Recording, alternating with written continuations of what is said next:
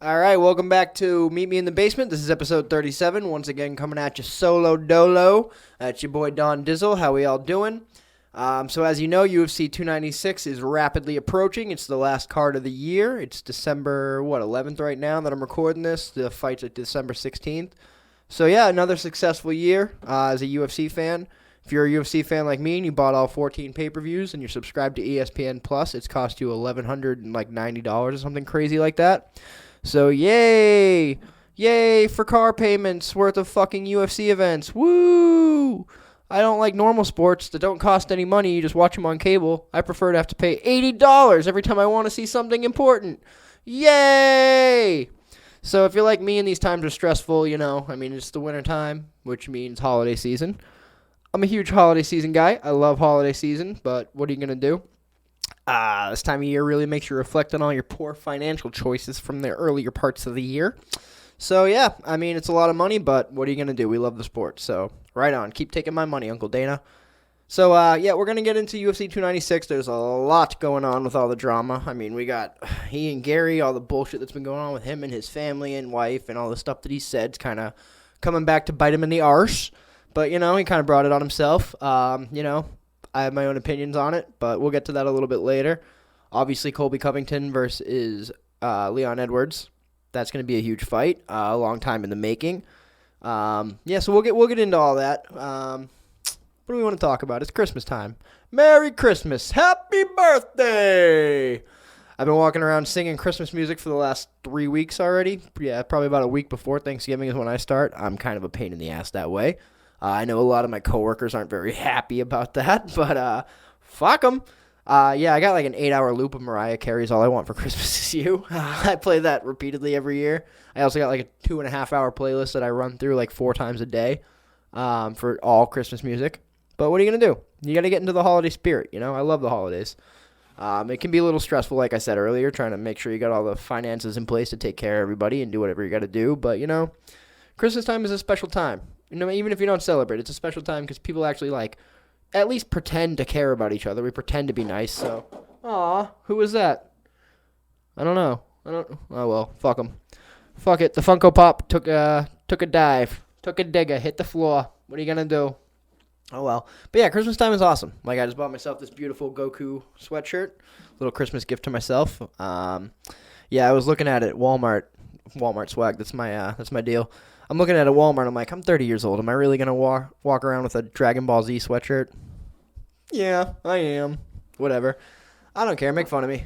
Make fun of me. You make fun of Israel Adesanya, and he's the champion of the world. So I guess a 30-year-old tin knocker that likes anime is ripe for the picking. What are you going to do? I do want to take a second. This is actually kind of weird. Normally around this time of year, this is like everyone's talking about their New Year's resolutions and what they're going to do next year. This is the first year in my entire life that I'm going into the new year, and I'm not totally ashamed of the year before me. Normally around this time, I'm like, dude, I promised myself last year I would lose the weight. I promised myself last year that, I'd be moving forward in my career. I lost the weight. I am moving forward in my career. This is the first year ever that I'm actually proud of my life and where it is and where it's going. Obviously, I got a lot of work to do, but things are moving forward, so I think everyone needs to take a second once in a while and, reflect and be like, hey, look, I'm not where I want to be, but I'm definitely not where I was a year ago, so I hope everyone can have that experience at least 1 year where they're actually, satisfied with how the year has gone. It's a weird feeling. It's a very weird feeling. Normally, every time this year, I'm like, oh, man, I can't believe I let another year go by, and this year it's like, I don't know what more I could have did, I did everything I could this year. I tried my best. I put my best foot forward every day, and, obviously some days were better than others. Some days were terrible. Some days were amazing. Every year has peaks and valleys, but this year I'm actually very satisfied with where I'm at. I'm 175 pounds, which is fucking wild to say, because I haven't been able to say that since, 3rd grade, which, American obesity, I know it's a problem. And, your boy was a statistic for a very long time. Oh, no, I lost my headphones. But, yeah, so, like I said, just take a second to reflect on all the progress you've all made this year. Take a second to congratulate yourself. Don't be beating yourself up because it's no way to go into the new year. You're not going to get anything done if you're going in thinking that, oh, I'm a piece of shit and I should have done more. Then you're just going to believe you're a piece of shit and you're not going to do anything next year either. Take a minute to actually be proud of the things that you've done because, everyone deserves that. Everybody deserves that. And we're back. Sorry about that. Whenever I'm recording a podcast, my dad loves to find a reason to come down here and mess around and make some noise. So, shout out, Dave. How you doing? Anyways, so speaking of being proud, I would like to bring up Combat Zone 82. If you didn't see it, you missed out. I had a couple teammates fight.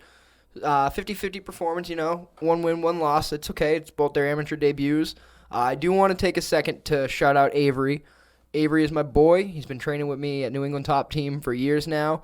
I was very, very excited to get to see him get his first victory in mixed martial arts. Won by rear naked choke in the first round. Kid is fucking relentless. What an awesome performance. That was so much fun. I mean, I'm there with Jamie, his cousin, who you all know from Yo Yeah. Huge group of us, all of our friends, a bunch of Avery's family. We all had a great time, a bunch of teammates there. It was really awesome to get to see that, and it really excited me for moving forward and doing the same thing myself soon. So, like I said, I'm down in weight. There's a couple of big Combat Zone events happening this year, and there's going to be some big news, some big announcements, so we will get to that eventually. So just keep an ear out. Make sure you're paying attention to the Instagram. Pay attention to the YouTube channel. There will be some announcements soon, hopefully for myself, but also for other teammates as well as other people that I'm involved with. So, yeah, just keep an ear out. Make sure you're buying those cards. Combat Zone 83 is going to be huge. They're doing it at the SNHU arena.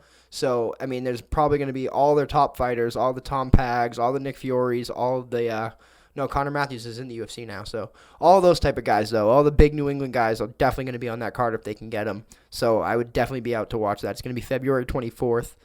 Huge card. Like I said, if you can go, because they put on a great event. Yeah, I know it's a small-time regional promotion, but they really put on a great event at Combat Zone. I had a fucking blast. Me and Jamie were all suited up. I'm in this suit coat. I mean, I went a little business casual. I had the suit coat, collared shirt, but I did go jeans. I wore the Nikes, the Jordans, the Jordan 1s, my favorites. But Jamie went full-on bow tie. He looked like a fucking clown, but, that's Jamie for you. Shout out, yeah, like and subscribe. But yeah, again, shout out Avery. Very proud of you, my brother. Justin, we're also very proud of you. I know you're going to get the victory in the next one, so don't hang your head high. We love you both. We're all very, very proud of you from New England Top Team. I'm telling you. I also got to make a hype video for those guys. If you saw it going around Facebook, you can check it out. We all shared it. It's not on my YouTube channel. It's on our Facebook. So go on to Facebook and you can find it. But yeah, I'm like I said, I'm stoked for those guys. So thank you guys for all the hard work you put in. Thank you guys for being great teammates. Thank you guys for putting on a show. Thank you guys for everything you do for us, because, with these two guys, it's not just about them in training. They are very much team players, and that is few and far between when it comes to people nowadays in all aspects, not just in mixed martial arts training. So thank you both. So with that being said, let's get right into it. UFC 296 is rapidly approaching, as I believe I said earlier. If not, that might have got cut. We lost some stuff with Dave coming down interrupting. So, you've all heard the Ian Garry drama, so just real quick, we're going to run through it, because I'm sure there's a few people who haven't seen it, especially watching this channel, because a lot of the people that watch this channel are friends of mine, people from around town. They're not necessarily the biggest MMA fans. Anyways, Ian Garry, huge prospect coming up. He's got a lot of fans, doing the thing. He's got some great performances. Well, he decides he's going to come after Neil Magny pretty hard before their fight, which was Ian's last fight. Neil Magny had mentioned some stuff that Ian took a problem with in an interview. We won't get into it because A, YouTube doesn't like that type of stuff. B, it was some bullshit to really go crazy over. But then Ian goes and he puts Neil Magny's mugshot on his sweatshirt. He's walking around. Then after that, we have the problem where Leon Edwards has him kicked out of the gym because apparently he's a bad training partner.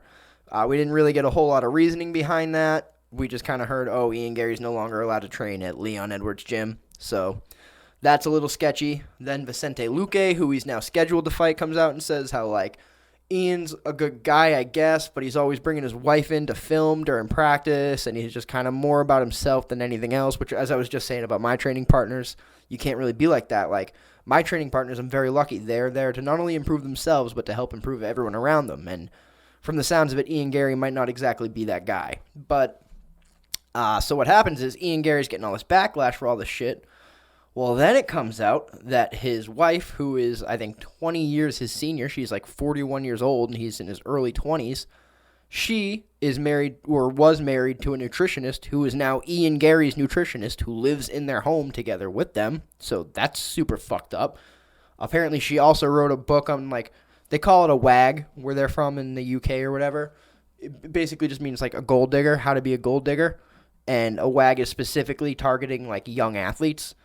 I mean, they've been together a while, though. Like, if Ian Garry was your plan, he wasn't even in the UFC yet. So, I mean, you must be able to predict the future. You should start playing scratchers or something because, like, that is the best foresight I've ever seen in my life because how are you supposed to know that fighters don't make a goddamn penny until they get to, like, the top 10 of the UFC? So, if that was her long-term goal was to get rich off of Ian Garry, then, I mean, she almost deserves it at that point because that's a fucking investment right there. She got invested early. But, yeah, I mean, it sucks that this is the story of the fight because Vicente Luque versus Ian Garry is a fucking dope fight.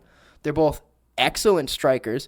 Ian Garry's got that long pawing reach type, almost like the Conor McGregor, Sean O'Malley style, where Vicente Luque is very Muay Thai heavy, where he's light on that front leg, ready to check kicks. He's got his guard up. He's ready to counter with the 1-2, and there's a nasty. I'm always doing stuff as a southpaw. Sorry, the nasty lead hooks. I love this fight. I think it's going to be a banger. I think Vicente does come out on top, not just because I'm an Ian Garry fan. Regardless of all the stuff that's going on, I am an Ian Garry fan. So it's not me being a hater when I say that. I've been a Vicente Luque fan for a much longer time. I think Vicente is a little more well-rounded. I think Vicente is a lot more experienced, and I think that's going to play out in the fight. I think early on, Ian's going to have a lot of success, but I think Vicente is going to be able to adjust to it. So that's my official prediction for the fight. I think it's going to be a close fight in the beginning, but as it goes longer, Vicente is going to pull away with it. Either a third-round stoppage or a decision for Vicente Luque. That's my bet. Take it or leave it. I don't care.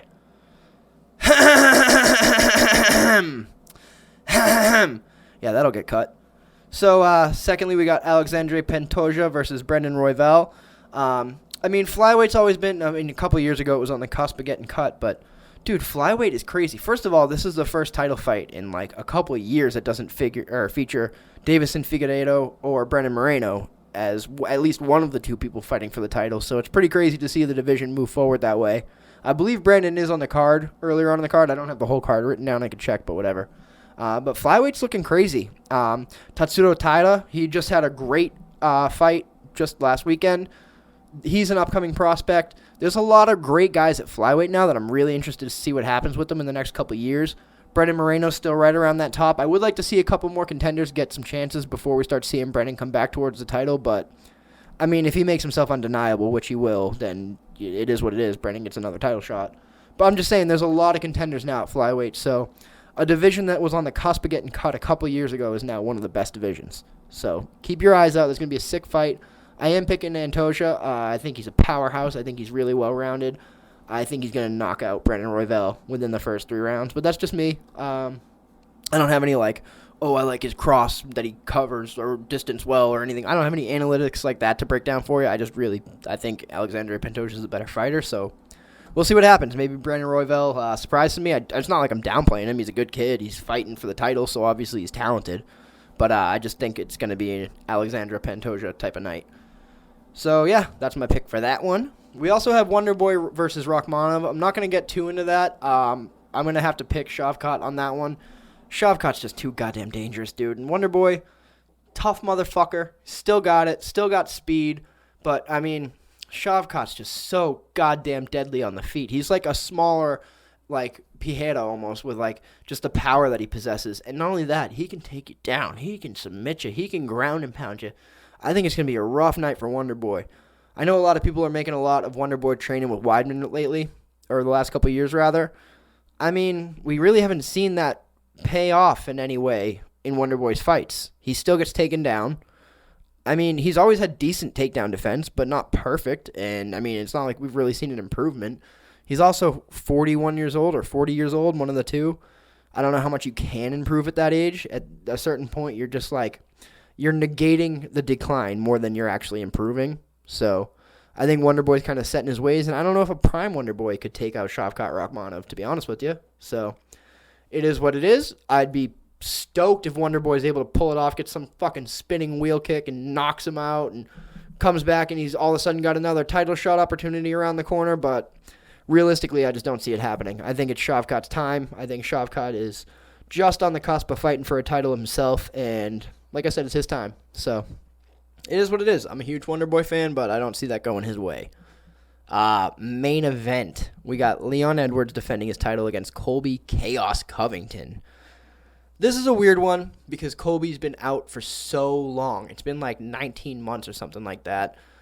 His last fight was against Jorge Masvidal, which, I mean, everyone loves Jorge. He was a top contender for a little while, but, like, that's not, like, beating Jorge doesn't mean, like, oh, I'm a champion. You know what I mean? Like, I don't know. What do you say? But then again, like, a lot of people are saying, oh, well, Leon was able to beat Kamaru, and Kamaru was a better wrestler who beat Colby, so therefore Leon should be able to beat Colby. It doesn't work that way. Colby doesn't fight anything like Kamaru. Yeah, they're both wrestlers. Yeah, they're both good. They both have good cardio, but Colby throws 1,000 punches a goddamn minute, and it makes it really hard for you to set up what you're trying to do. So Leon's not going to have a chance to set up the head kick that he knocked out Kamaru Usman with. He's not going to have as much of a chance to set traps. I mean, look at how Colby looked against Robbie Lawler. Granted, it was an older Robbie Lawler, and it was a couple of years ago, but he just put so much pressure on, just with the striking alone, that, like, it's hard to actually get anything off. And even when you do, as soon as you start having some success, that's when he starts taking you down. And even if he doesn't get the takedown, you got to fight it off, and then all of a sudden he's throwing 1,000 punches at you again, and then when you start defending the punches, now he's shooting at your legs again. It could go anyone. It could go any which way. I am going to go with Leon just because he's been more active. He's got the 30% bump, as Teddy Atlas says, from being a champion, 30% increase in skills. Obviously, that's just some made-up stuff, but it does tend to reign true where you see someone get the belt and all of a sudden they take a little step forward in their ability. So Leon's done nothing but improve. Leon's been more, well, I'm not going to say active. He's been more active. I'm going to have to pick Leon. I think Leon defends, and then, I don't know, does Leon stick around? If Colby wins, maybe he defends the title once. He's probably going to retire soon. He's like 36. Leon's got to be around the same age.